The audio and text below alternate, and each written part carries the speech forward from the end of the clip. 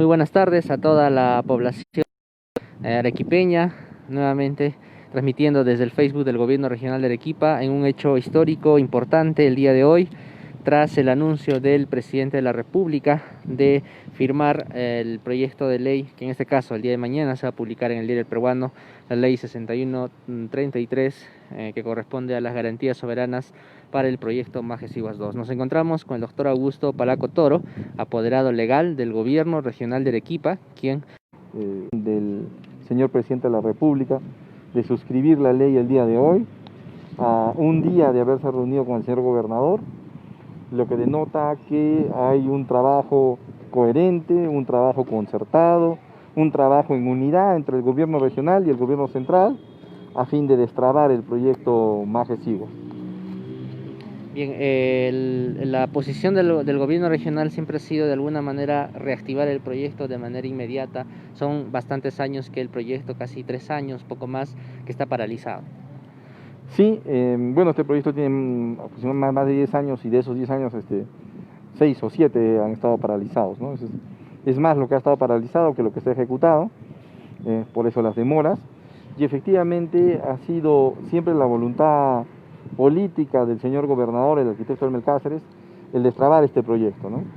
Y creo que con la suscripción de la ley por parte del señor presidente de la República damos un paso importante, puesto que el tema de la garantía soberana está solucionado, lo que nos va a pasar a las evaluaciones técnicas, ¿no?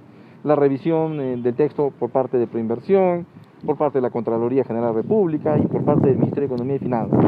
Pasamos ya de los aspectos políticos a los aspectos técnicos, a la discusión técnica sobre el texto de la adenda, su contenido, los beneficios de tipo tecnológico para el proyecto, y esperamos que transcurridos el plazo de ley para cada uno de estos trámites, podamos ya pasar a la parte de la suscripción y la reactivación del proyecto, ¿no? Siempre recordando que la reactivación no solo se da desde la ejecución de las obras, sino desde la propia suscripción de la adenda. Ya podemos hablar de reactivación porque con los expedientes técnicos, los ingenieros, los supervisores, ya se activan las ruedas, los engranajes de la economía, ¿no? Se van haciendo diversas actividades. Muy bien, ahora recapitulando un poco, hay de repente muchas personas, muchos arequipeños que de repente un poco desconocen cómo nace este problema justamente del entrampamiento del proyecto.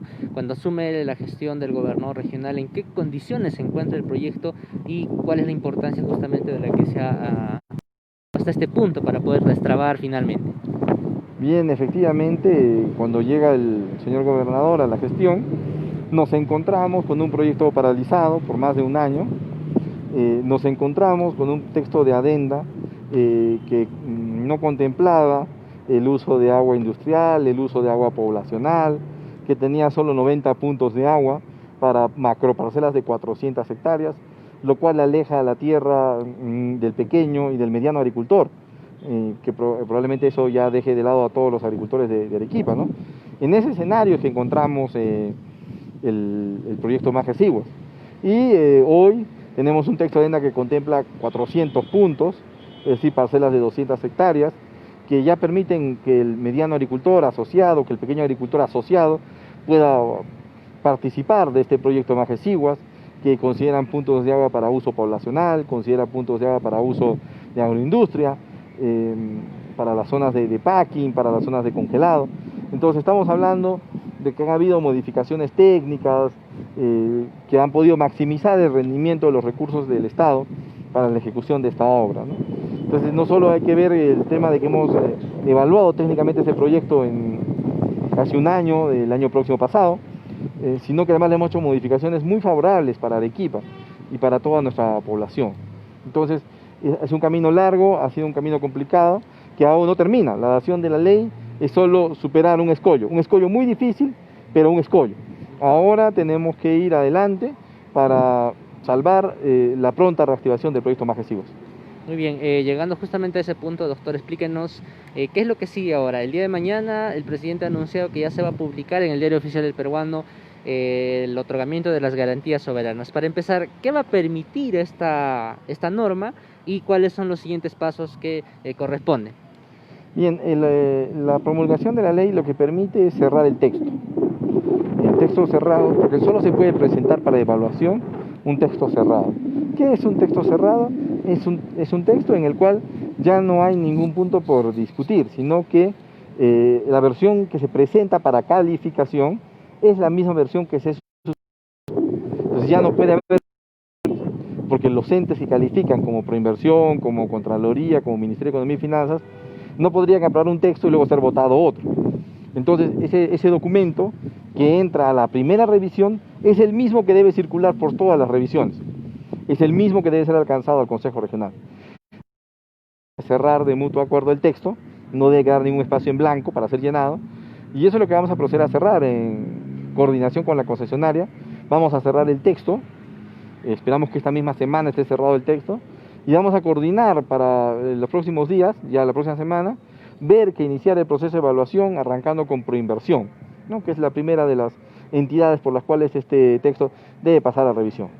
Estamos hablando justamente del texto de la adenda 13, que usted lo mencionó anteriormente. ¿Qué beneficios trae a diferencia del texto anterior que se modificó totalmente justamente por la gestión del gobernador Elmer Cáceres Llica?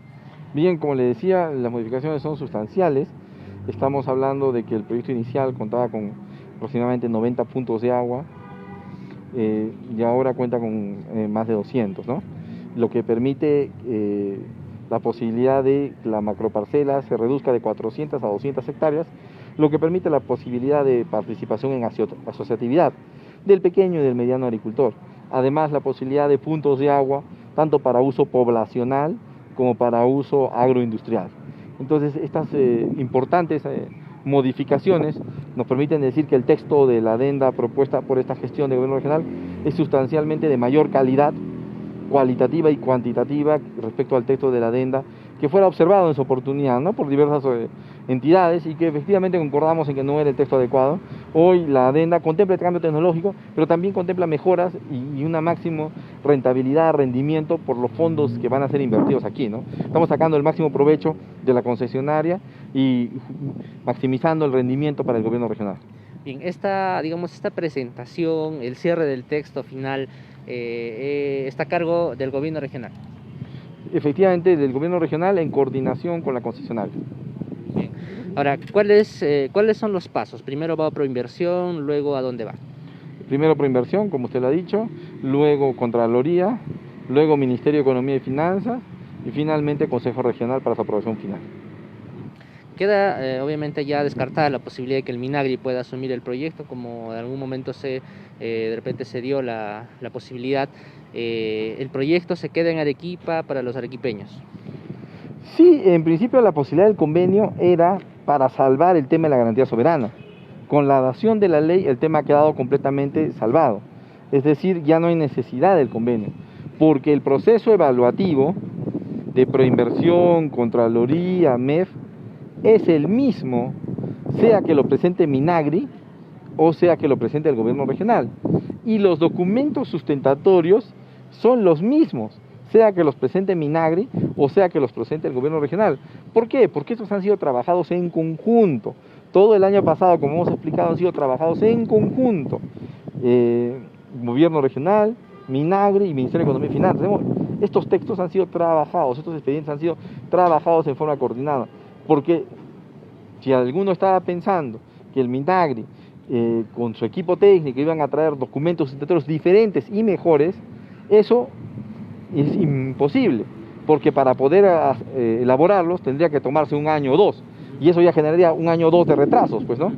Así que no, los documentos a ser presentados por el gobierno regional son los mismos que iba a ser suyos el Minagri, les iba a poner su rótulo y los iba a presentar. Es decir, este proceso de calificación que estamos entrando ahora es el mismo presente quien presente este proyecto. Entonces ahora en este momento no hay necesidad del convenio. El propio presidente de la República creo que claramente lo ha manifestado tácitamente con esta promulgación de la ley, ya dejando de lado todos estos temas y pasando a simplemente el hecho de pasar las calificaciones de los órganos competentes. Muy bien, en el tema de plazos, ¿cuál sería más o menos el camino que se va a seguir? El plazo prevé más o menos entre 20 y 30 días por cada institución, ¿no? Entonces estamos hablando de entre unos 100 días, aproximadamente 110 días, tendríamos el texto totalmente aprobado. Así es, y llegaría al Consejo Regional, que es la última entidad de alguna manera que tiene que aprobar. Sí, efectivamente, ¿no? Obviamente Iremos dando las explicaciones del caso, fundamentando esta propuesta, con labores de inducción y de exposición de los términos de esta adenda a los señores consejeros, para que no tengamos inconvenientes más adelante. Ellos han mostrado su disconformidad porque sienten que falta más información. Hemos tomado nota de su requerimiento y vamos a ser muy cautelosos de en adelante alcanzar toda la información oportunamente, para que cuando sea el momento de votar no sea un tema nuevo, no sea un tema fresco, un tema complicado, difícil de entender en pocos días, sino sea un tema que ya se haya socializado, que se haya discutido, que se haya prevenido con la debida anticipación. En respecto a la concesionaria que había manifestado, había presentado una solicitud de caducidad, ¿cómo queda ese tema en vista que ya se tiene la Ley de Garantías Soberanas? Bien, son dos temas que corren por cuerdas separadas, como diríamos los abogados, ¿no? Que corren dos líneas paralelas, hablando en términos de ingeniería. Por un lado, nosotros estamos propugnando la suscripción de la adenda, y el concesionario es consciente de estos esfuerzos. Nos hemos reunido con ellos en diversas oportunidades y hemos manifestado su plena disposición a ejecutar la obra. Lo que sienten es que faltaba voluntad. Creo que con la firma de la suscripción de la ley por parte del presidente, el concesionario va a reconocer esa voluntad, la va a hacer efectiva, y probablemente pronto estemos suscribiendo un acta de suspensión de plazos que permitirá continuar con estos temas, ¿no? Este es un proceso largo, no es un tema que va a pasar en 15 días ni en 20, ¿no? Que la caducidad no es declarada por ninguna de las partes, la solicitan, que es diferente a declararla. Entonces la pueden solicitar, pero eso va a ser declarado por un tribunal, y para llegar a un tribunal arbitral en sede internacional, previamente hay que pasar por los 30 días más 15 y luego por 6 meses de negociación directa. Entonces el tiempo es suficiente para poder agotar todos los pasos anteriormente descritos, el tiempo es suficiente para suscribir la adenda, y no tienen por qué esperarse a que vence ese plazo. Entonces, para aquellos que, como lo dijimos en la anterior entrevista, no es que tienen que pasar ese plazo y recién activamos. En el mismo plazo que se activa estos plazos de caducidad, en el mismo tiempo solucionamos estos problemas, y el concesionario va a estar contento con la posibilidad de suscribir la adenda y dejar de lado esta caducidad. Muy bien, para finalizar, doctor Parlaco, ¿qué decirle a la población arequipeña que también ha estado a la expectativa, a la espera de este proyecto, sobre todo a la espera de la promulgación de esta norma que finalmente va a salir el día de mañana en el Diario El Peruano? Bien, agradecer la confianza del pueblo de Arequipa en el señor gobernador, en el equipo técnico. Nosotros seguimos trabajando para poder reactivar este proyecto. Arequipa, simplemente decirle que confíe en que la reactivación de Majes cada vez está más cerca y cada vez es más una realidad. Muchísimas gracias. Ha estado con nosotros el doctor Augusto Parlaco Toro, apoderado legal del Gobierno Regional de Arequipa.